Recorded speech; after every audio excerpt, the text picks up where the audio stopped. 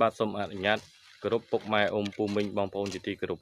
ពីខ្ញុំបាទជារាស៊ីអសំណងទទួលមកការសាងសង់និងជួសជុលផ្ទះ25ខែក្រុងបាទថ្ងៃនេះដែរខ្ញុំសូមមកបង្ហាញពីអាងសពតិចឬមួយក៏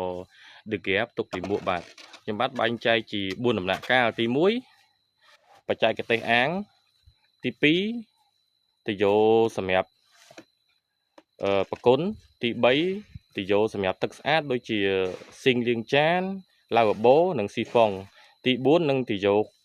ហើយដែលហៅថាទៅយកខ្យល់បាទឥឡូវនេះខ្ញុំសូមបង្ហាញពីចំណុចទី1សិនអំពីបច្ចេកទេសអាងបាទ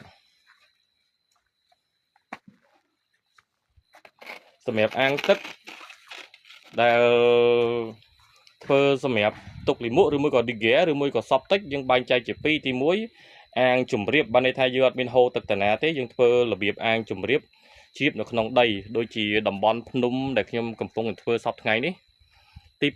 2គឺអាងបង្ហូរចេញបានអាងបង្ហូរចេញបានន័យថាយើងនៅករណីជាប់ផ្លូវឬមួយក៏ជាប់លូនៅទីក្រុងនៅខេត្តដែលមានបណ្ដាញហូរក្បែរផ្ទះតែសម្រាប់អាងសពតិចឬមួយក៏អាង digger អាងទុកលិមួកមួយនេះយើងខ្ញុំបាទធ្វើសម្រាប់អាងជំរាបបាទអាងជំរាបអត់មានកន្លែងហូរចេញទេគឺយើងធ្វើឲ្យវាជ្រាបនៅក្នុងដី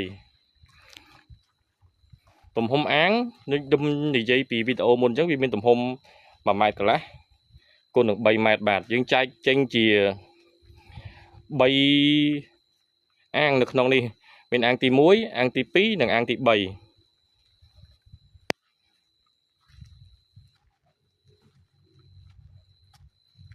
អាងទី1យើងសម្រាប់ផ្ទុកលិមួកដែលចេញមក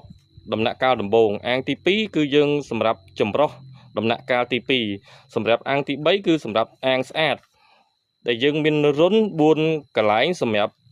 ឲ្យវាហូរចេញទៅក្រៅនិងវាជ្រាបនៅតំបន់បរិវេណជុំវិញអាង